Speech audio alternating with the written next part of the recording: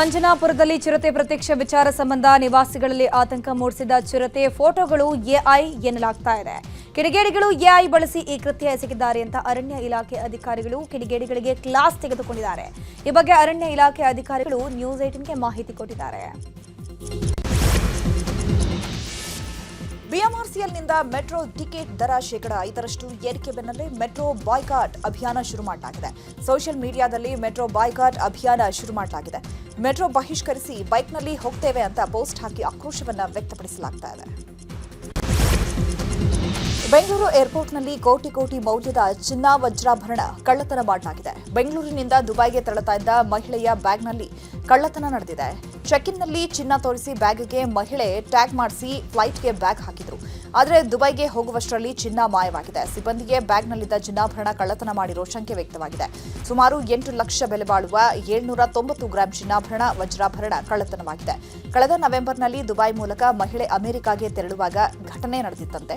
ಇದೀಗ ರಾಜ್ಯಕ್ಕೆ ವಾಪಸ್ ಬಂದು ಕಳ್ಳತನದ ಬಗ್ಗೆ ಏರ್ಪೋರ್ಟ್ ಠಾಣೆಗೆ ಮಹಿಳೆ ದೂರನ್ನು ಕೊಟ್ಟಿದ್ದಾರೆ.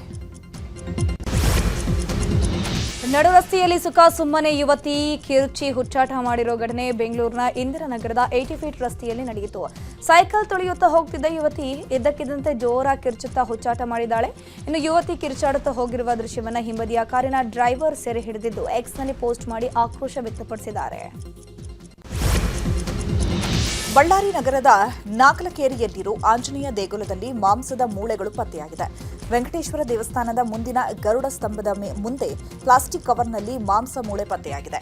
ಅರ್ಚಕರು ಪೊಲೀಸರಿಗೆ ಮಾಹಿತಿ ನೀಡಿದ್ದು ಕೂಡಲೇ ಸ್ಥಳಕ್ಕಾಗಮಿಸಿದ ಕೌಲ ಬಜಾರ್ ಠಾಣಾ ಪೊಲೀಸರು ಪರಿಶೀಲಿಸಿದ್ದಾರೆ. ಇನ್ನು ಇದರ ಬಗ್ಗೆ ಪಾರದರ್ಶಕ ತನಿಖೆ ಮಾಡುವಂತೆ ಬಿಜೆಪಿ ಮತ್ತು ಹಿಂದೂ ಪರ ಸಂಘಟನೆ ಮುಖಂಡರು ಮನವಿ ಮಾಡಿದ್ದಾರೆ. ಸದ್ಯ ದೇಗುಲದ ಸುತ್ತ ಬಿಗಿ ಪೊಲೀಸ್ ಬಂದೋಬಸ್ತ್ ಮಾಡಲಾಗಿದೆ. ವೀರ ಬಾಲಾಂಜನೇಯ ದೇವಸ್ಥಾನದಲ್ಲಿ ಈ ರೀತಿಯ ಮಾಂಸದ ತುಣುಕುಗಳು, ಮಾಂಸದ ಮೂಳೆಗಳು ಇವನ್ನ ದೇವಸ್ಥಾನದಲ್ಲಿ ಹಾಕಿರುವಂಥದ್ದು ಇದು ಬಹಳ ದುರಂತದ ಸಂಗತಿ ಮತ್ತು ನೋವಿನ ಸಂಗತಿ ಕೂಡ. ಆ ಮೂಳೆಗಳು ಪತ್ತೆ ಆಗಿರುವಂಥದ್ದು ಕಣ್ಣಲ್ಲಿ ನೀರು ತೆಗೆದಿದ್ದಾರೆ. ಇದಕ್ಕೆ ತನಿಖೆ ಆಗಬೇಕು ಮತ್ತು ಇದರ ಎನ್ಕ್ವೈರಿ ತನಿಖೆಯನ್ನು ಮಾಡಿ ಮತ್ತು ಯಾರು ಈ ರೀತಿಯ ಕಿಡಿಗೇಡಿಗಳಿದ್ದಾರೆ, ಈ ದುಷ್ಕೃತ್ಯ ಮಾಡಿದ್ದಾರೆ, ಅವರಿಗೆ ಒಂದು ಕಠಿಣವಾದಂಥ ಶಿಕ್ಷೆ ಆಗಬೇಕು ಅಂತಂತೇಳಿ ನಮ್ಮದು ಆಗ್ರಹ ಇದೆ. ಇವಾಗ ಏನಿಲ್ಲ ಸರ್, ಇವಾಗ ಇಷ್ಟು ವರ್ಷದಿಂದ ಏನೇನು ಮಾಂಸ ಮತ್ತು ಏನು ಬಿದ್ದಿಲ್ಲ ಸರ್. ಇವಾಗ ಪಿಸ್ತು ಹೌಸ್ ಆದಾಗ್ಲಿಂದ ಬಿದ್ದಿರಿ. ಇವತ್ತೇ ನೋಡಿ ಸರ್ ಬಿದ್ದಿರೋದು. ಹಾಕಿದ್ದಲ್ಲ ಸರ್, ಅದು ಬೆಕ್ಕ ಎಳ್ಕೊಂಡು ಹೋಗಿರೋದು ಸರ್. ಅದು ಬೆಕ್ಕ ಎಳ್ಕೊಂಡು ಹೋಗಿರೋದು. ಆ ಕಡೆಯಲ್ಲಿಂದ ಐತೆ ದಾರಿ, ಹಂಗ ಗುಡಿ ಸ್ವಲ್ಪ ಗಾಡಿ ಐತೆ, ಆ ಕಡೆಯಲ್ಲಿಂದ ಎಳ್ಕೊಂಡು ಹೋಗಿರ್ಬೋದೇನಂತ ನಮಗೆ ಡೌಟ್ ಸರ್. ಇನ್ನು ಸ್ಥಳಕ್ಕೆ ಭೇಟಿ ನೀಡಿ ಪರಿಶೀಲನೆ ನಡೆಸಿದ ಬಳಿಕ ಮಾತನಾಡಿದ ಐಜಿಪಿ ಪಿ ಹರ್ಷ, ವಿಷಯ ದೊಡ್ಡದು ಮಾಡಬೇಡಿ, ವೈಭವೀಕರಿಸಬೇಡಿ. ಇದು ಸಣ್ಣ ವಿಷಯ. ನಾವು ಕ್ರಿಮಿನಲ್ ಕೇಸ್ ಬುಕ್ ಮಾಡ್ಕೊಳ್ತಿದ್ದೇವೆ, ತನಿಖೆ ಮಾಡ್ತೇವೆ. ಬ್ಯಾನರ್ ವಿಚಾರಕ್ಕೂ ಇದಕ್ಕೂ ತಳುಕು ಹಾಕೋದು ಬೇಡ. ತಪ್ಪಿತಸ್ಥರು ಯಾರೇ ಇದ್ರೂ ಬಿಡುವ ಪ್ರಶ್ನೆಯೇ ಇಲ್ಲ ಅಂತ ಹೇಳಿದರು. ಯಾವ ರೀತಿ ಆಗಿದೆ ಏನು ಅದನ್ನ ನಾವು ಸ್ಪಷ್ಟವಾಗಿ ತನಿಖೆ ಮಾಡ್ತೀವಿ. ಓಕೆ, ಒಂದು ಕ್ರಿಮಿನಲ್ ಕೇಸ್ನ ರಿಜಿಸ್ಟರ್ ಮಾಡಿ ತನಿಖೆ ಮಾಡ್ತಾ ಇದ್ದೀವಿ. ಹಾಗಾಗಿ ಇದೊಂದು ಬಹಳ ಪ್ರಿಲಿಮಿನರಿ ಸ್ಟೇಜ್ ಇದೆ. ನಾವು ಎಲ್ಲ ಸಂಬಂಧಪಟ್ಟವ್ರು ಹೇಳಿದ್ದೀವಿ, ಇದನ್ನ ಸೆನ್ಸೇಷನಲೈಸ್ ಮಾಡಬಾರ್ದು. ಇದು ಏನು ಯಾವುದೋ ಒಂದು ದೊಡ್ಡ ವಿಚಾರ ಥರ ಇರೋ ಫ್ಯಾಕ್ಟ್ಸ್ನ ಯಾವುದೇ ರೀತಿ ಡಿಸ್ಟಾರ್ಟ್ ಮಾಡಬಾರ್ದು. ಸತ್ಯ ಸಂಗತಿಗಳೇನಿದೆ ಅದನ್ನು ನಾವು ಸಾಕ್ಷ್ಯಾಧಾರಗಳ ಸಮೇತ ನಾವು ತನಿಖೆ ಮಾಡ್ತೀವಿ. ಯಾವ ರೀತಿ ಜ್ಯೋತಿಷಿ ಕಮಲಾಕರ ಭಟ್ ಮತ್ತು ಸುಚಿತ್ರಾ ಗ್ಯಾಂಗ್ನಿಂದ ಕೊಲೆ ಪ್ರಕರಣ ಸಂಬಂಧ ಸಿದ್ದಾಪುರ ಪೊಲೀಸರ ವೈಫಲ್ಯ ಮತ್ತು ನಿರ್ಲಕ್ಷ್ಯದ ಬಗ್ಗೆ ತನಿಖೆ ಮಾಡಲಾಗುತ್ತಿದೆ ಅಂತ ಜಿಲ್ಲಾ ಪೊಲೀಸ್ ವರಿಷ್ಠಾಧಿಕಾರಿ ದೀಪನ್ ಮಾಹಿತಿಯನ್ನು ಕೊಟ್ಟಿದ್ದಾರೆ.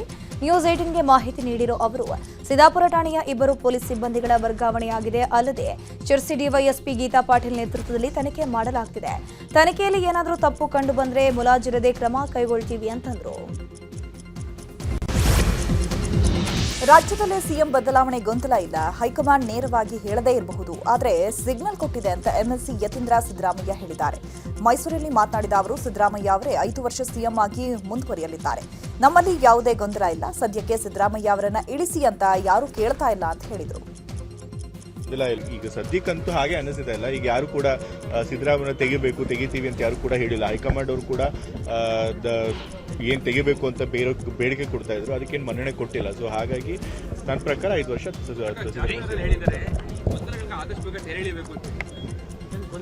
ನನ್ನ ಪ್ರಕಾರ ಏನೂ ಗೊಂದಲ ಇಲ್ಲ. ಏನು ಗೊಂದಲ ಇದೆ ಅಂತ ಸರ್ನೇ ಕೇಳಿದ್ರು. ನನ್ನ ಪ್ರಕಾರ ಹೈಕಮಾಂಡ್ ಅವರು ಕ್ಲಿಯರ್ ಆಗಿ ಸಿಗ್ನಲ್ ಕೊಟ್ಟಿದ್ದಾರೆ. ಅವರು ಬಾಯ್ಬಿಟ್ಟು ಹೇಳಿದೆ ಇರ್ಬೋದು, ಬಟ್ ಅವ್ರು ಕ್ಲಿಯರ್ ಆಗಿ ಸಿಗ್ನಲ್ ಕೊಟ್ಟಿದ್ದಾರೆ. ನಾವು ಇವಾಗ ಸದ್ಯಕ್ಕೆ ಯಾವುದೇ ಲೀಡರ್ಶಿಪ್ ಚೇಂಜ್ ಮಾಡಲ್ಲ ಅಂತ ಹೇಳಿ. ಸೊ ಹಾಗಾಗಿ 5 ವರ್ಷ ಸಿದ್ದರಾಮಯ್ಯ ಅವರು ಮುಖ್ಯಮಂತ್ರಿಗಳಾಗಿರ್ತಾರೆ ಅಂತ ನಾನು ನಂಬ್ತೀನಿ. ಈಗ ಸದ್ಯಕ್ಕಂತೂ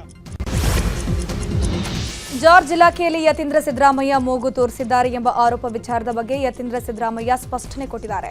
ಮೈಸೂರಲ್ಲಿ ಮಾತನಾಡಿರೋ ಅವರು, ಈ ಬಗ್ಗೆ ನನಗೆ ನಿಜಕ್ಕೂ ಏನೂ ಗೊತ್ತಿಲ್ಲ.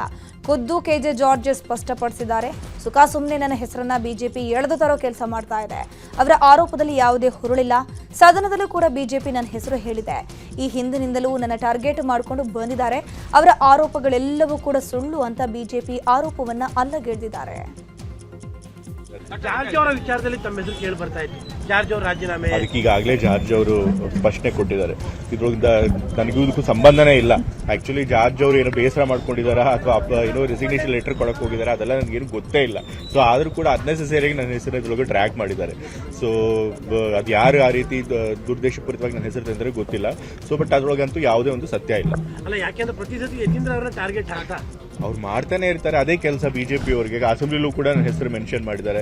ಯಾಕೆ ಅಂತಂತಂದ್ರೆ ಸಿದ್ದರಾಮಯ್ಯ ಮೇಲಾಗಲಿ ಸರ್ಕಾರದ ಮೇಲಾಗಲಿ ಅವ್ರಿಗೆ ಯಾವುದೇ ಗುರುತರ ಆರೋಪ ಮಾಡೋಕ್ಕೆ ಯಾವುದೂ ಇಶ್ಯೂ ಇಲ್ಲ. ಸೊ ಹಾಗೆ ಅನ್ನೆಸೆಸರಿಯಾಗಿ ನನ್ನ ಹೆಸರು ಹೇಳಿರ್ತಾರೆ. ನಾಯಕತ್ವ ಬದಲಾವಣೆ ಬಗ್ಗೆ ಹೈಕಮಾಂಡ್ ಸ್ಪಷ್ಟಪಡಿಸಲಿ ಅಂತ ಶಾಸಕ ಶಿವಗಂಗಾ ಬಸವರಾಜ್ ಹೇಳಿದರು. ಈ ವಿಚಾರವಾಗಿ ಸಚಿವ ಪ್ರಿಯಾಂಕ್ ಖರ್ಗೆ ಮಾತಲ್ಲೇ ತಿಳಿದಿದ್ದಾರೆ. ಬೆಂಗಳೂರಲ್ಲಿ ಮಾತನಾಡಿದ ಪ್ರಿಯಾಂಕ್ ಖರ್ಗೆ, ಅಗತ್ಯ ಬಿದ್ದಾಗ ಕರೀತೇವೆ ಅಂತ ಮಲ್ಲಿಕಾರ್ಜುನ ಖರ್ಗೆ ರಾಹುಲ್ ಗಾಂಧಿ ಅವರೇ ಹೇಳಿದ್ದಾರೆ. ಅವಶ್ಯಕತೆ ಇದ್ದಾಗ ಸಮಯ ಬಂದಾಗ ಕರೆದು ನಿರ್ಧಾರ ಕೈಗೊಳ್ಳುತ್ತಾರೆ. ಈ ಬಗ್ಗೆ ಮಾಧ್ಯಮದಲ್ಲಿ ಮಾತನಾಡಿದರೆ ಪ್ರಯೋಜನ ಇಲ್ಲ ಅಂತ ಹೇಳಿದರು. ಅವಶ್ಯಕತೆ ಇದ್ದಾಗ ಮಾನ್ಯ ಖರ್ಗೆ ಸಾಹೇಬರು ರಾಹುಲ್ ಗಾಂಧಿ ಅವರು ನಾಯಕರಿಗೆ ಕರೆಸಿ ಮಾತನಾಡ್ತಾರೆ ಅಂತ ಬಹಳ ಸ್ಪಷ್ಟವಾಗಿ ಹೇಳಿದ್ದಾರೆ. When time comes they will decide. So ಅವ್ರ ತೀರ್ಮಾನ ಇದೆ. ಸೊ ಸುಮ್ಮನೆ ಯಾರು ಏನು ಹೇಳಿದ್ರು ಮಾಧ್ಯಮದಲ್ಲಿ ಅದಕ್ಕೆ ಬೆಲೆ ಇಲ್ಲ. ಬಿಜಿರಾಮ್ಜಿ ಬಗ್ಗೆ ಅನೇಕ ಪತ್ರಿಕೆಗಳಲ್ಲಿ ಕಾಂಗ್ರೆಸ್ ಜಾಹೀರಾತು ನೀಡಿತ್ತು. ಇದೀಗ ಕಾಂಗ್ರೆಸ್ ಜಾಹೀರಾತಿಗೆ ಬಿಜೆಪಿ ಕೂಡ ಟಕ್ಕರ್ ಕೊಟ್ಟಿದ್ದು ಎಂದಿನಿಂದ ಪತ್ರಿಕೆಗಳಲ್ಲಿ ಜಾಹೀರಾತು ನೀಡಿದೆ. ಇನ್ನು ಇದೇ ವಿಚಾರವಾಗಿ ಬೆಂಗಳೂರಿನಲ್ಲಿ ಪ್ರಿಯಾಂಕ್ ಖರ್ಗೆ ಪ್ರತಿಕ್ರಿಯೆ ಕೊಟ್ಟಿದ್ದು, ಬಿಜೆಪಿಯವರು ಗಾಂಧೀಜಿಯನ್ನ ಮುಗಿಸಿದವರು ಈಗ ಗಾಂಧಿ ತತ್ವವನ್ನು ಮುಗಿಸೋಕೆ ಹೊರಟಿದ್ದಾರೆ. ಅವರ ಜಾಹೀರಾತಲ್ಲಿ ಉದ್ದೇಶಪೂರ್ವಕವಾಗಿ ಹಿಂಸೆ ಮಾಡುವುದನ್ನು ತೋರಿಸಿದ್ದಾರೆ ಅಂತ ವಾಗ್ದಾಳಿ ನಡೆಸಿದ್ರು. ಇದೇ ವಿಚಾರವಾಗಿ ಸಚಿವ ಪರಮೇಶ್ವರ್ ಕೂಡ ಪ್ರತಿಕ್ರಿಯಿಸಿದ್ದಾರೆ. ಗಾಂಧೀಜಿಯವ್ರನ್ನ ದೈಹಿಕವಾಗಿ ಮುಗಿಸಿದ್ದಾರೆ, ಈಗ ಸಿದ್ಧಾಂತವನ್ನ ಮುಗಿಸ್ಲಿಕ್ಕೆ ಹೊರಟಿದ್ದಾರೆ. ನಮ್ಮ ಪ್ರಶ್ನೆಗೆ ಉತ್ತರ ಕೊಡ್ಲಿಕ್ಕೆ ಆಗ್ಲಾರ್ದೆ ಇವರು ವೈಯಕ್ತಿಕವಾಗಿ ಹೀಗೆ ನಿಂದನೆ ಮಾಡ್ಲಿಕ್ಕೆ ಹೊರಟಿದ್ದಾರೆ. ಈಗ ನಮ್ಮ ಜಾಹೀರಾತು ಇರ್ಬೋದು, ಅವರ ಜಾಹೀರಾತಲ್ಲಿ ವ್ಯತ್ಯಾಸ ನೋಡಿ. ನಾವು ಸಾರ್ವಜನಿಕರ ಪ್ರಶ್ನೆಗೆ ಉತ್ತರವನ್ನು ಕೇಳಿದ್ದೀವಿ. ಇವ್ರ ಜಾಹೀರಾತಿನಲ್ಲಿ ಏನಿದೆ? ಉದ್ದೇಶಪೂರ್ವಕವಾಗಿ ಗಾಂಧೀಜಿಯವರು ಹಿಂಸೆ ಮಾಡೋದು ತೋರಿಸೋದಿದೆ. ನಮ್ಮ ದಲಿತ ನಾಯಕರಿರ್ಬೋದು, ಹಿಂದುಳಿದ ವರ್ಗದ ನಾಯಕರಿರ್ಬೋದು, ಪಕ್ಷದ ನಾಯಕರಿರ್ಬೋದು, ಅವರಿಗೆ ಅನ್ಸೋದಂತ ಇದೆ.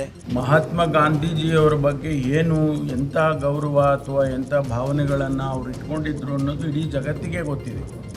ಈಗ ಹೊಸದಾಗಿ ಏನೋ ಮಹಾತ್ಮ ಗಾಂಧೀಜಿ ಬಗ್ಗೆ ಮಾತಾಡೋಕೆ ಹೋಗಿದ್ದಾರೆ. ಅಷ್ಟು ಒಂದು ಗೌರವ ಇರೋದಿದ್ರೆ ಮಹಾತ್ಮ ಗಾಂಧೀಜಿ ಹೆಸರನ್ನು ನಾವು ಉದ್ಯೋಗ ಖಾತ್ರಿ ಯೋಜನೆಗೆ ಇಟ್ಟಿದ್ವಲ್ಲ, ಅದನ್ನು ಯಾಕೆ ತೆಗಿಯೋಕೆ ಹೋದ್ರು? ಅದಕ್ಕೇನಾದರೂ ಒಂದು ಕಾರಣ ಇತ್ತ? ಯಾರಾದರೂ ತೆಗಿಬೇಕು ಅಂತೇಳಿ ಹೋರಾಟ ಮಾಡಿದ್ರ? ಗಾಂಧೀಜಿಯವರನ್ನು ಹೆಸರು ಮನೆ ಮನೆಗೆ ಕಾಂಗ್ರೆಸ್ನವ್ರು ತಗೊಂಡು ಹೋಗಿದ್ರು. ಕಾಂಗ್ರೆಸ್ನವ್ರ ಹೆಸರು ಮಹಾತ್ಮ ಗಾಂಧೀಜಿಯವರ ಜೊತೆ ಜೋಡಣೆ ಆಗಿದೆ ಅಂತ ಹೇಳಿ ಅದು ಆಗಬಾರ್ದು ಅಂತೇಳಿ. ಇನ್ನು ಪ್ರಧಾನಿ ಮೇಲೆ ಹಲ್ಲೆಗೆ ಸಂಚು ಎಂಬ ಓಂ ಬಿರ್ಲಾ ಹೇಳಿಕೆ ವಿಚಾರವಾಗಿ ಸಚಿವ ಪ್ರಿಯಾಂಕ್ ಖರ್ಗೆ ಪ್ರತಿಕ್ರಿಯೆ ಕೊಟ್ಟಿದ್ದು, ಲೋಕಸಭಾ ಸ್ಪೀಕರ್ ಓಂ ಬಿರ್ಲಾಗೆ ಪದ್ಮ ವಿದೂಷಕ ಅವಾರ್ಡ್ ಕೊಡಬೇಕು ಅಂತ ವ್ಯಂಗ್ಯವಾಡಿದ್ದಾರೆ. ಸ್ವಲ್ಪವಾದರೂ ಕಾಮನ್ ಸೆನ್ಸ್ ನಿಂದ ಮಾತನಾಡಬೇಕು. ಗೃಹ ಸಚಿವ ಅಮಿತ್ ಶಾ ಬಳಿ ಇಲ್ಲದ ಇಂಟೆಲಿಜೆನ್ಸ್ ಮಾಹಿತಿ ಇವ್ರ ಬಳಿ ಇದೆಯಾ? ಪ್ರಧಾನಿಯವರ 56 ಇಂಚಿನ ಎದೆ ಇವತ್ತು ಏನಾಯ್ತು ಅಂತ ಪ್ರಶ್ನೆಯನ್ನ ಮಾಡಿದ್ದಾರೆ. ನನ್ನ ಪ್ರಕಾರ ಲೋಕಸಭೆಯ ಸ್ಪೀಕರ್ ಅವರಿಗೆ ಪದ್ಮ ವಿದೂಷಕ ಅವಾರ್ಡ್ ಕೊಡಬೇಕು. ಹೋಮ್ ಮಿನಿಸ್ಟರ್ ಹತ್ರ ಇರಲಾರ್ದಂಥ ಇಂಟೆಲಿಜೆನ್ಸು ಇವತ್ತು ಸ್ಪೀಕರ್ ಹತ್ರ ಇದೆ ಅಂದರೆ ಅದನ್ನು ಮಹಿಳೆಯರು ಏನೋ ಒಂದು ಅಹಿತಕರವಾದಂಥ ಘಟನೆ ಮಾಡ್ಬೋದು. Congress members of parliament and other women members ಅಂತ ಹೇಳ್ತಾ ಇದ್ದಾರೆ. ಇದಕ್ಕೇನಾದರೂ ಸ್ವಲ್ಪನ ಕಾಮನ್ ಸೆನ್ಸಿಂದ ಮಾತಾಡಿದ್ರೆ ನಾವು ಏನಾದರೂ ಉತ್ತರ ಕೊಡ್ಬೋದು. ನನ್ನ ಪ್ರಕಾರ ಲೋಕಸಭೆಯ ಸ್ಪೀಕರು ಶಾಸಕ ಪ್ರದೀಪ್ ಈಶ್ವರ್ ಬೆಂಬಲಿಗನಿಂದ ಅಧಿಕಾರಿಗೆ ಧಮಕಿ ಹಾಕಿರುವ ಆಡಿಯೋವೊಂದು ವೈರಲ್ ಆಗಿದೆ. ಚಿಕ್ಕಬಳ್ಳಾಪುರದ ಕಾಂಗ್ರೆಸ್ ಮುಖಂಡ ನಾಗೇಶ್ ರೆಡ್ಡಿ ಕೆಟ್ಟ ಪದಗಳನ್ನು ಬಳಸಿ ನಿಂದಿಸಿರುವ ಆಡಿಯೋ ವೈರಲ್ ಆಗಿದೆ. ಬಿಜೆಪಿಗೆ ಸಪೋರ್ಟ್ ಮಾಡ್ತೀಯಾ ಅಂತ ಕೆಟ್ಟ ಪದಗಳಿಂದ ನಿಂದನೆ ಮಾಡಿದ್ದು ಬಿಎಲ್ಒ ಶಿವಶಂಕರ್ ಜೊತೆ ಮಾತನಾಡಿರುವಂತಹ ಆಡಿಯೋ ನ್ಯೂಸ್ 18ಗೆ ಲಭ್ಯವಾಗಿದೆ. ವೋಟರ್ ಲಿಸ್ಟ್ ಮಾಡ್ತಾ ಇರುವಂತಹ ವಿಚಾರಕ್ಕೆ ಗಲಾಟೆ ಮಾಡಿ ಧಮಕಿ ಹಾಕಿದ್ದಾರೆ ಅಂತ ಆರೋಪಿಸಲಾಗಿದೆ. ನನ್ನ ಮಗ ನೀನ್ ಯಾವನ ಕೆಳಗೆ ನನ್ನ ಮಗನ್ ತಗೊಂಬಂದು ಬಿಜೆಪಿ ಸಪೋರ್ಟ್ ಮತ್ತೆ ನನ್ನ ಮಗನ ನೀನು ಇದಕ್ ಬೇರೆ ಅದು ಬೇರೆ ಇದು ಕಂಪ್ಲೇಂಟ್ ಕೊಡ್ತೇನೆ ನೀನು ಬೆಳಗ್ಗೆ. ನಾಗೇಶ್ ಏನ್ ಮಾತಾಡ್ತಾ ನಾನು ನೀನ್ ಬಿಜೆಪಿ ಬಗ್ಗೆ ನನ್ನ ಮಗನ್ ನನ್ಗೆ ಗೊತ್ತು. ನನ್ನ ಮೇಲೆ ಇವತ್ತಿಗೆ 2 ಕೇಸ್ ಆಗಿದೆ. ನಿಂದು ಒಂದ್ ಕೇಸ್ ಆಗಿ ನಾನು ತಲೆ ಕೆಡ್ಸ್ಕೊಳಲ್ಲ. ಏನ್ ಮಾತಾಡಿ ನೀನು ಮಾತಾಡ್ಬೇಕು ಇರ್ತದಲ್ಲಿ ಮಿಡ್ಕೊಂಡ್ ಮಾತಾಡು. ಅಲ್ಲ ನಾನ್ ಕೇಳ್ತಾ ಇರೋದೇನ್ ಹೇಳು. ಏನ್ ಮಾತಾಡ್ತೀನಿ ನೀನು? ಏನ್ ಕೇಳ್ತಾ ಇರೋದು ಹೇಳು. ನಂದಿರೆಡ್ಡಿ ಮಕ್ಕಳು ಮಾತ್ರ ಮಾತಾಡೋರ? ಅವನು ಮಾತಾಡಿಲ್ವಾ? ಕಾಂಗ್ರೆಸ್ ಸರ್ಕಾರ ತಂದಿದ್ದ ದ್ವೇಷ ಭಾಷಣ ಮಸೂದೆ ಈಗ ರಾಷ್ಟ್ರಪತಿ ಅಂಗಳ ತಲುಪಿದೆ. ಸದ್ಯ ರಾಜ್ಯಪಾಲರ ಆಕ್ಷೇಪಕ್ಕೆ ಸ್ಪಷ್ಟೀಕರಣ ನೀಡೋಕೆ ಸರ್ಕಾರ ಮುಂದಾಗಿದೆ. ಹೀಗಾಗಿ ಮುಂದಿನ ವಾರ ಗೃಹ ಇಲಾಖೆ ಮೂಲಕ ರಾಷ್ಟ್ರಪತಿಗಳಿಗೆ ಸ್ಪಷ್ಟೀಕರಣ ನೀಡೋಕೆ ತಯಾರಿ ನಡೆದಿದೆ. ಈ ಮೂಲಕ ಲೋಕಭವನ ಹಾಗೂ ರಾಜ್ಯ ಸರ್ಕಾರದ ನಡುವೆ ಮತ್ತೊಂದು ಸುತ್ತಿನ ಕದನ ಶುರುವಾದಂತಾಗಿದೆ. ನಾಳೆ ಬೆಂಗಳೂರಿಗೆ ಕೇಂದ್ರ ಸಚಿವ ಅಶ್ವಿನಿ ವೈಷ್ಣವ್ ಆಗಮಿಸಲಿದ್ದಾರೆ. ಮಲ್ಲೇಶ್ವರಂನ ಬಿಜೆಪಿ ಕಚೇರಿಯಲ್ಲಿ ಕೇಂದ್ರದ ಬಜೆಟ್ ಬಗ್ಗೆ ಸುದ್ದಿಗೋಷ್ಠಿ ನಡೆಸಲಿದ್ದಾರೆ. ಇದರ ಜೊತೆಗೆ ವಿಬಿಜಿ ರಾಮ್ಜಿ ಯೋಜನೆ ವಿರೋಧಿಸ್ತಾ ಇರುವಂತಹ ಕಾಂಗ್ರೆಸ್ಗೂ ಪ್ರತ್ಯುತ್ತರ ನೀಡಲಿದ್ದಾರೆ. ಭಾರತ ಅಮೆರಿಕ ವ್ಯಾಪಾರ ಒಪ್ಪಂದದಲ್ಲಿ ಕೃಷಿ ವಲಯಕ್ಕೆ ಗುಡ್ ನ್ಯೂಸ್ ಸಿಕ್ಕಿದೆ. ಅಕ್ಕಿ, ಗೋಧಿ, ಸೋಯಾ, ಜೋಳವನ್ನು ಒಪ್ಪಂದದಿಂದ ಹೊರಗೆ ಇಡಲಾಗಿದೆ. ಸಕ್ಕರೆ, ಡೇರಿ ಉತ್ಪನ್ನಗಳು ಕೂಡ ಡೀಲ್ನಿಂದ ಹೊರಗೆ ಹೋಗಿದೆ. ಭಾರತ ರೈತರ ಮೇಲೆ ಯಾವುದೇ ಪರಿಣಾಮ ಇಲ್ಲ. ರೈತರ ಆತಂಕ ಪಡುವಂತಹ ಅಗತ್ಯವಿಲ್ಲ ಅಂತಂದ್ರು. ಭಾರತ ಮತ್ತು ಅಮೆರಿಕ ನಡುವಿನ ವ್ಯಾಪಾರ ಒಪ್ಪಂದದ ವಿಚಾರವಾಗಿ ಮಾತನಾಡಿದ ಕೇಂದ್ರ ಸಚಿವ ಶಿವರಾಜ್ ಸಿಂಗ್ ಚೌಹಾಣ್, ಭಾರತೀಯ ರೈತರ ಹಿತಾಸಕ್ತಿಗಳನ್ನು ಕಾಪಾಡಲಾಗಿದೆ. ಧಾನ್ಯಗಳು ಮತ್ತು ಪ್ರಮುಖ ಬೆಳೆಗಳು ಹಾಗೂ ಡೈರಿ ಉತ್ಪನ್ನಗಳನ್ನು ಸುರಕ್ಷಿತವಾಗಿವೆ. ರೈತರ ಹಿತಾಸಕ್ತಿಗಳ ಬಗ್ಗೆ ರಾಜಿ ಇರೋದಿಲ್ಲ. ಕಾಂಗ್ರೆಸ್ನಿಂದ ಸುಳ್ಳು ವದಂತಿ ಅಷ್ಟೇ ಅಂತ ಆಕ್ರೋಶವನ್ನು ವ್ಯಕ್ತಪಡಿಸಿದ್ದಾರೆ. कल पीयूष जी ने स्पष्ट कर दिया है, मैं फिर कह रहा हूं कि हमारे मुख्य अनाज, मुख्य फल और हमारे डेयरी उत्पाद, हमारा मिलेट्स सबको सुरक्षित रखा गया है. इनके लिए कोई बाजार नहीं खोला जा रहा और इसलिए मैं पूरी तरह से संतुष्ट हूं, बल्कि भारत के किसानों के हितों के संरक्षण के लिए हृदय से धन्यवाद देता हूं. 9ನೇ ಆವೃತ್ತಿಯ ಪರೀಕ್ಷಾ ಪೇ ಚರ್ಚಾ ಹಿನ್ನೆಲೆ ಪ್ರಧಾನಿ ನರೇಂದ್ರ ಮೋದಿ ಇವತ್ತು ಮಕ್ಕಳ ಜೊತೆ ಸಂವಾದ ನಡೆಸಿದರು. ಈ ಬಾರಿ ಚರ್ಚೆಯಲ್ಲಿ ಸುಮಾರು 4.5 ಕೋಟಿ ವಿದ್ಯಾರ್ಥಿಗಳು ನೋಂದಣಿ ಮಾಡಿಕೊಂಡಿದ್ರು. ಮಕ್ಕಳ ಜೊತೆಗೆ ಸಮಾಲೋಚನೆ ವೇಳೆ ಶಿಕ್ಷಣದ ಮಹತ್ವದ ಕುರಿತು ಮನವರಿಕೆ ಮಾಡಿಸಿದ್ರು. ಟೆಕ್ನಾಲಜಿ, ರೋಬೋಟಿಕ್, ತಂತ್ರಜ್ಞಾನದ ಕುರಿತು ಚರ್ಚೆ ನಡೆಸಲಾಯಿತು. ಇದರ ಜೊತೆಗೆ ಹಾಡು, ನೃತ್ಯ, ಕ್ರೀಡೆ ಎಲ್ಲವೂ ಕೂಡ ಕಲಿಕೆಯ ಒಂದು ಭಾಗ ಅಂತ, ಅದೆಲ್ಲವೂ ಕೂಡ ಉತ್ಸಾಹದಿಂದ ಭಾಗಿಯಾಗಬೇಕು ಅಂತ ಉತ್ತೇಜನವನ್ನು ಕೊಟ್ಟರು. ಇನ್ನು ಟೈಮ್ ಮ್ಯಾನೇಜ್ಮೆಂಟ್, ಸ್ಕಿಲ್ ಡೆವಲಪ್ಮೆಂಟ್ ಬಗ್ಗೆ ಹೆಚ್ಚಿನ ಗಮನ ಹರಿಸಬೇಕು ಅಂತ ಸಲಹೆ ನೀಡಿದರು. ಈ ವೇಳೆ ವಿದ್ಯಾರ್ಥಿಗಳು ಹಾಡು, ಕವನ ಹೇಳಿ ಪ್ರಧಾನಿ ಮೋದಿ ಮುಂದೆ ಮೆಚ್ಚುಗೆ ಗಳಿಸಿದರು. ಗದಗ ಜಿಲ್ಲೆಯ ಲಕ್ಕುಂಡಿಯಲ್ಲಿ ಪಂಚದೇವಾಲಯ, ಪಂಚಬಾವಿಗಳ ಅನಾವರಣ ಹಿನ್ನೆಲೆಯಲ್ಲಿ ಉತ್ಖನನ ಸ್ಥಳಕ್ಕೆ ಸಚಿವ ಎಚ್.ಕೆ. ಪಾಟೀಲ್ ಭೇಟಿ ಕೊಟ್ಟಿದ್ದಾರೆ. ಈ ವೇಳೆ ಶಾಸಕ ಸಿಸಿ ಪಾಟೀಲ್, ಪರಿಷತ್ನ ಸದಸ್ಯ ಎಸ್.ವಿ. ಸಂಕನೂರು ಸಾಥ್ ಕೊಟ್ಟಿದ್ದಾರೆ. ಇನ್ನು 10 ಕೋಟಿ ರೂಪಾಯಿ ಅನುದಾನದಲ್ಲಿ ಪಂಚಬಾವಿ, ಪಂಚದೇವಸ್ಥಾನಗಳ ಅಭಿವೃದ್ಧಿ ಕಾರ್ಯ ನಡೆಯಲಿದ್ದು, ಇಂದು ಸಚಿವರು ಶಾಸಕರಿಂದ ಪಂಚದೇವಾಲಯ ಬಾವಿಗಳ ಭೂಮಿ ಪೂಜೆಯನ್ನು ಮಾಡಲಾಯಿತು. ಸಿದ್ದರಬಾವಿ ಅಭಿವೃದ್ಧಿಗೆ ಎಚ್.ಕೆ. ಪಾಟೀಲ್ ಚಾಲನೆ ಕೊಟ್ಟರು. ನಮ್ಮೂರಲ್ಲಿ ನ್ಯೂಸ್ 18 ವರದಿ ಪ್ರಸಾರದ ವೇಳೆ ಸಿದ್ದರಬಾವಿ ಅಭಿವೃದ್ಧಿ ಮಾಡಿಸೋದಾಗಿ ಭರವಸೆಯನ್ನು ಕೊಟ್ಟಿದ್ರು. ಅದರಂತೆ ಇಂದು ಅಭಿವೃದ್ಧಿಗೆ ಹಸಿರು ನಿಶಾನೆ ತೋರಿದ್ದಾರೆ.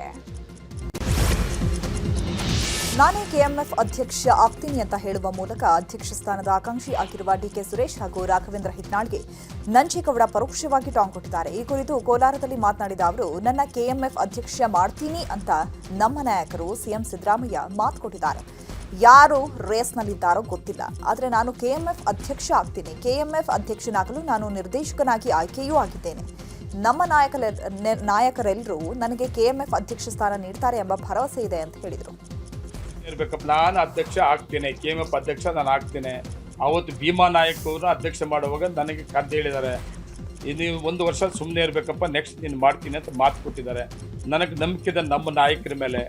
ಮುಖ್ಯಮಂತ್ರಿ ಮೇಲೆ ನಂಬಿಕೆ ಇದೆ, DK ಶಿವಕುಮಾರ್ ಅವ್ರ ಮೇಲೆ ನಂಬಿಕೆ ಇದೆ, ನಮ್ಮ ಮಂತ್ರಿಗಳ ಮೇಲೆ ನಂಬಿಕೆ ಇದೆ. ಅವತ್ತು ಇವರೆಲ್ಲರೂ ಕೂಡ ನನಗೆ ಹೇಳಿದ್ದಾರೆ, ನನಗೆ ನಂಬಿಕೆ ಇದೆ, ನಾನು ಆಗ್ತೀನಿ ಅಂತ. ನಮ್ಮ ನಾಯಕರು ಮಾಡ್ತಾರೆ ಅಂತ ನಂಬಿಕೆ ಇದೆ. ನಾನು ಅಧ್ಯಕ್ಷ ಕಾಡಾನೆ ಹಾವಳಿ ತಡೆಗಾಗಿ ಇವತ್ತು ಬೆಂಗಳೂರು ದಕ್ಷಿಣ ಜಿಲ್ಲೆಯ ಚನ್ನಪಟ್ಟಣದಲ್ಲಿ ಅರಣ್ಯಾಧಿಕಾರಿಗಳು ರೈತರು ಸಭೆ ನಡೆಸಿದ್ರು. ಅಮ್ಮಳ್ಳಿ ದೊಡ್ಡಿ ಗ್ರಾಮದ ಬಳಿ ಸಭೆ ನಡೆಸಲಾಗಿದ್ದು, ಈ ವೇಳೆ ಪುಟ್ಟಯ್ಯ ಅನ್ನೋರು ಕಾಡಾನೆ ದಾಳಿಯಿಂದ ಬೇಸತ್ತು ಅಧಿಕಾರಿಗಳ ಮುಂದೆಯೇ ವಿಷ ಕುಡಿಯೋಕೆ ಯತ್ನಿಸಿದ್ದಾರೆ. ತಕ್ಷಣವೇ ವಿಷದ ಬಾಟಲ್ನ ಅರಣ್ಯ ಇಲಾಖೆ ಸಿಬ್ಬಂದಿ ಕಸಿದುಕೊಂಡ್ರು. ಈ ವೇಳೆ ರೈತ ಪುಟ್ಟಯ್ಯ ಕಾಡಾನೆ ಹಾವಳಿಗೆ ಶೀಘ್ರ ಪರಿಹಾರ ನೀಡಿ ಅಂತ ಆಗ್ರಹಿಸಿದ್ದಾರೆ.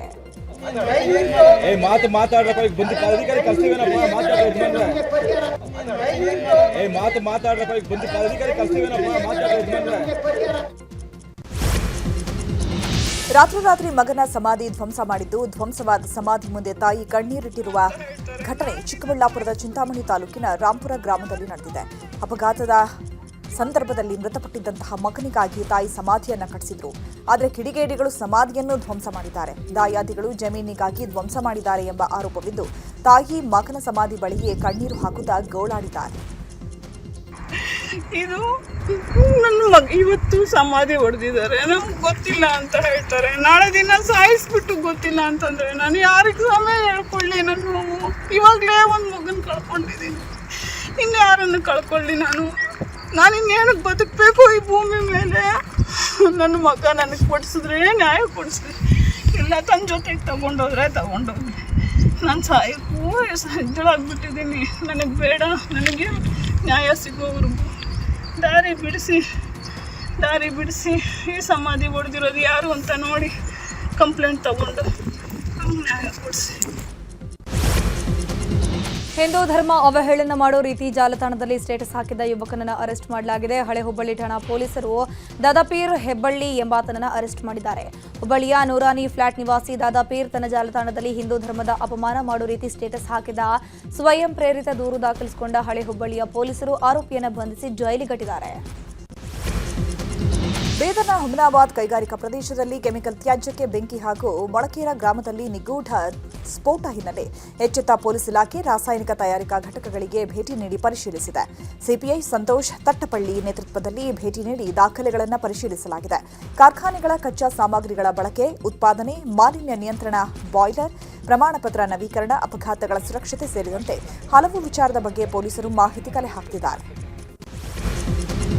ಬೆಂಗಳೂರಿನ ಕೋಗಿಲು ಬಡಾವಣೆಯಲ್ಲಿ ಮನೆಗಳ ತೆರವು ಪ್ರಶ್ನಿಸಿ ಹೈಕೋರ್ಟ್ನಲ್ಲಿ ಪಿಐಎಲ್ ಸಲ್ಲಿಸಲಾಗಿತ್ತು. ಇದೀಗ ಹೈಕೋರ್ಟ್ನಲ್ಲಿ ಪಿಐಎಲ್ ವಿಚಾರಣೆ ನಡೆಯಿತು.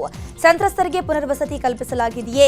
ಎಷ್ಟು ಮಂದಿ ನಿರ್ಗತಿಕರಿದ್ದಾರೆ? ಈ ಬಗ್ಗೆ ವರದಿ ಸಲ್ಲಿಸೋಕೆ ಅಮಿಕಸ್ ಕ್ಯೂರಿ ಬಿವಿ ವೆಜ್ಯುಲ್ಲಾಧಾ ಅವರಿಗೆ ಹೈಕೋರ್ಟ್ ಸೂಚನೆ ಕೊಟ್ಟಿದೆ. ಮನೆ ಕಳ್ಕೊಂಡವರು, ತೆರವು ಮಾಡಲಾದ ಕುಟುಂಬಗಳ ವಿವರವಾದ ಮಾಹಿತಿ ಒದಗಿಸೋಕೆ ನಿರ್ದೇಶನ ಕೊಟ್ಟಿದೆ. ಫಕೀರ್ ಲೇಔಟ್ನಲ್ಲಿ ಕಾನೂನುಬದ್ಧವಾಗಿ ಮನೆಗಳ ತೆರವು ಮಾಡಲಾಗಿದೆ ಅಂತ ರಬಿಯಾ ಸಲ್ಲಿಸಿದ ಅರ್ಜಿ ವಿಚಾರಣೆ ಕೂಡ ನಡೆಯಿತು. ಈ ಸಂಬಂಧ ಸರ್ಕಾರಕ್ಕೆ ಹೈಕೋರ್ಟ್ ನೋಟಿಸ್ ಜಾರಿಗೊಳಿಸಿದೆ. ಉಡುಪಿಯಲ್ಲಿ ಬೀದಿ ನಾಯಿ ಶೆಲ್ಟರ್ ವಿರೋಧಿಸಿ ಡಿಸಿ ಕಚೇರಿ ಎದುರು ಉಪ್ಪೂರು ಗ್ರಾಮಸ್ಥರು ಪ್ರತಿಭಟನೆ ನಡೆಸಿದ್ದಾರೆ. ಬೀದಿ ನಾಯಿ ಶೆಲ್ಟರ್ ಯೋಜನೆಯನ್ನ ಬೇರೆ ನಿರ್ಜನ ಪ್ರದೇಶಕ್ಕೆ ಶಿಫ್ಟ್ ಮಾಡುವಂತೆ ಒತ್ತಾಯಿಸಿದ್ದಾರೆ. ಈ ಬಗ್ಗೆ ಡಿಸಿಗೆ ಗ್ರಾಮಸ್ಥರು ಮನವಿ ಸಲ್ಲಿಸಿದ್ದಾರೆ. 9 ಎಕರೆ ಪ್ರದೇಶದಲ್ಲಿ ಬೀದಿ ನಾಯಿಗಳ ಶೆಲ್ಟರ್ಗೆ ಜಿಲ್ಲಾಡಳಿತ ಸಿದ್ಧತೆ ನಡೆಸಿದೆ. ಆದರೆ ಉಪ್ಪೂರು ಗ್ರಾಮಸ್ಥರು ಇದಕ್ಕೆ ತೀವ್ರ ವಿರೋಧ ಮಾಡಿದ್ದು, ನಮ್ಮೂರಿಗೆ ಬೀದಿ ನಾಯಿ ಶೆಲ್ಟರ್ ಬೇಡ ಅಂತ ವಿರೋಧಿಸಿದ್ದಾರೆ. ಶೆಲ್ಟರ್ ಬಗ್ಗೆ ಮಾಹಿತಿ ತಿಳಿಯಿತು. ಆವಾಗ ನಾವು ಎಲ್ಲರೂ ಬೇಗನೆ ಎಚ್ಚೆತ್ತುಕೊಂಡು ನಾವು ಇವತ್ತಿಲ್ಲಿ ಪ್ರತಿಭಟನೆಗೆ ಬಂದಿದ್ದೇವೆ. DC ಆಫೀಸಿಗೆ ಇಲ್ಲಿ ನಾವು ಮನವಿ ಮಾಡ್ತಾ ಇದ್ದೇವೆ. ಈ ಮನವಿಯ ಮುಖಾಂತರ ನಮ್ಮದು ಏನು ಉಂಟು ಅದನ್ನು ಅವರ ಮುಂದೆ ನಾವು ಪ್ರಸ್ತಾಪ ಮಾಡ್ತಾ ಇದ್ದೇವೆ. ನಮಗೆ ಏನೆಲ್ಲ ಪ್ರಾಬ್ಲಮ್ ಆಗ್ತಾ ಉಂಟು ಇದರಿಂದ ಅಂತ. ಇದು ನಾವು ಅವರಿಗೆ ಕೊಡುವ ಮನವಿ. ಇಲ್ಲಿಂದ ಮೈಸೂರಿನ ಚಾಮುಂಡಿ ಬೆಟ್ಟಕ್ಕೆ ಭವಾನಿ ರೇವಣ್ಣ ಭೇಟಿ ಕೊಟ್ಟಿದ್ದಾರೆ. ಪ್ರಜ್ವಲ್ ರೇವಣ್ಣ ಹೆಸರಲ್ಲಿ ಚಾಮುಂಡಿ ತಾಯಿಗೆ ವಿಶೇಷ ಪೂಜೆ ಸಲ್ಲಿಕೆ ಮಾಡಿದ್ದಾರೆ. ಮಗನಿಗೆ ಬಂದಿರುವ ಸಂಕಷ್ಟದಿಂದ ಪಾರು ಮಾಡುವಂತೆ ಪೂಜೆ ಮಾಡಿಸಿದ್ರು. ಬಳಿಕ ಚಾಮುಂಡೇಶ್ವರಿ ಉತ್ಸವ ಮೂರ್ತಿಯ ಪಲ್ಲಕ್ಕಿ ಹಿಡಿದಿದ್ದಾರೆ. ಈ ವೇಳೆ ಭವಾನಿ ರೇವಣ್ಣಗೆ ಸ್ಥಳೀಯ ಜೆಡಿಎಸ್ ಮುಖಂಡರು ಸಾಥ್ ಕೊಟ್ಟಿದ್ದಾರೆ. ಬೆಳಗಾವಿ ಜಿಲ್ಲೆಯ ರಾಯಭಾಗ ತಾಲೂಕಿನ ಚಿಂಚಲಿ ಮಾಯಕ್ಕ ದೇವಿಗೆ 26 ಕೆಜಿಯ ಬೆಳ್ಳಿ ತೊಟ್ಟಿಲು ಕಾಣಿಕೆಯಾಗಿ ನೀಡಲಾಗಿದೆ. ಮಹಾರಾಷ್ಟ್ರದ ಉದ್ಯಮಿ ಆಗಿರುವ ಸತೀಶ್ ಸಂಪತ ತೊಟ್ಟಿಲನ್ನ ಕಾಣಿಕೆ ನೀಡಿದ್ದಾರೆ. ಉತ್ತರ ಪ್ರದೇಶದಲ್ಲಿ ಉದ್ಯಮ ಮಾಡಿಕೊಂಡಿರುವಂತಹ ಸತೀಶ್ ಕಳೆದ ವರ್ಷ ಜಾತ್ರೆಗೆ ಬಂದಾಗ ಹರಕೆಯನ್ನ ಹೊತ್ತುಕೊಂಡಿದ್ರು. ಸದ್ಯ ಹರಕೆ ತೀರಿಸಿದ ಹಿನ್ನೆಲೆ ಈ ವರ್ಷದ ಜಾತ್ರೆಯಲ್ಲಿ ತೊಟ್ಟಿಲನ್ನ ತಾವೇ ತಲೆಯ ಮೇಲೆ ಹೊತ್ಕೊಂಡು ಕಾಣಿಕೆ ರೂಪದಲ್ಲಿ ಮಾಯಕ್ಕ ದೇವಿಗೆ ಸಲ್ಲಿಕೆ ಮಾಡಿದ್ದಾರೆ.